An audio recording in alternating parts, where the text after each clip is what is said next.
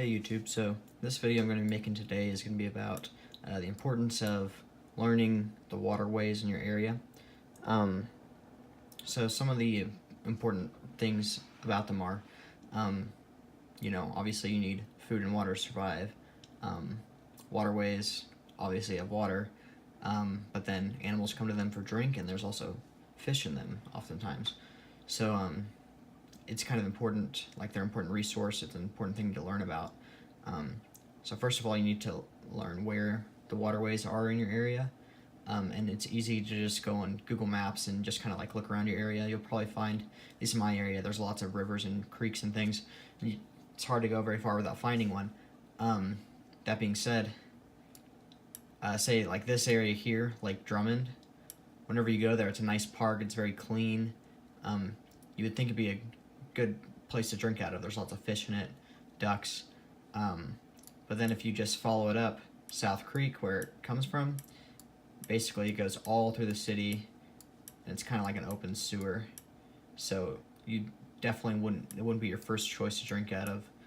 And you're gonna wanna boil that water and filter it if you do have to drink it.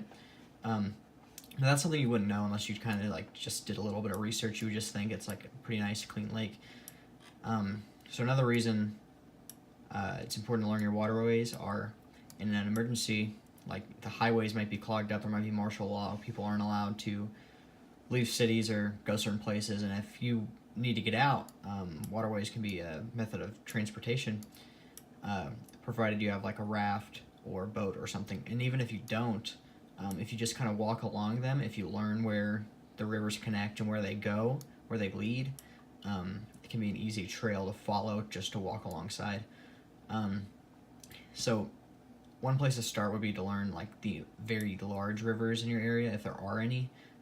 So in the Ozarks we have the James River. It flows all through here, just kind of goes along the outskirts of Springfield. It's still not very clean, but it's water. There's lots of fish in it, and it goes into this area called Lake Springfield, which is the biggest lake in the area, in the immediate area, in the city at least.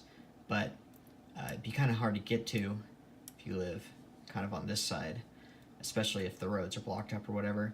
So what it's important to learn is the creeks and streams and stuff that will connect into that. So let's see, for instance, over back here at Lake Drummond, South Creek flows down this way and eventually, eventually connects here with Wilson's Creek. And Wilson's Creek I've been to several times, and it's, if you had a raft, you could, or a canoe or whatever, you could get down it pretty easily most of the year. It's usually deep enough and pretty full, or even if you had to walk alongside, it wouldn't be too bad. So this goes all the way down here, eventually connects with the James River. So that will be one way that you could access it. And then once you're on the James River, it's a very deep and wide river. And I actually already kind of followed this out, so I'll just show you real quick. It goes down here to Table Rock Lake, which has lots of cities around it, and it's a fishing lake really, but lots of towns and cities. And once you got there, really, your only big dilemma from getting all the way out to the ocean is there's a dam at Table Rock Lake. So if you were in a canoe or a boat or a larger boat or something, you'd have to find a way to get past the dam. But once you're past that, I think it turns into the White River, which eventually, now like I said, I've already followed this out, so I made sure that it goes where I think it does. But let's see here. Eventually it goes all the way down to the Arkansas River. And as you probably know, the Arkansas River eventually connects to the Mississippi. And I think once you get to the Arkansas River, you wouldn't have any problems as far as like the water being deep enough to get to the Mississippi. And then of course the Mississippi flows all the way down to the Gulf of Mexico.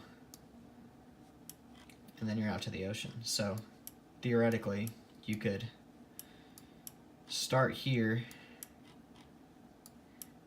at this tiny little creek, South Creek, where we were at earlier. This little drainage ditch goes all the way to the Mississippi and out to the ocean. And I trace that route pretty easily. So that might be something that you want to look into and just kind of know, basically, where the water goes, where it comes from, and then you might want to go and scout out and see what the water quality's like, if there's fish in it, animals alongside of it. Yeah, I think that's just kind of a good thing to know. So hopefully you learn something. Have a good day.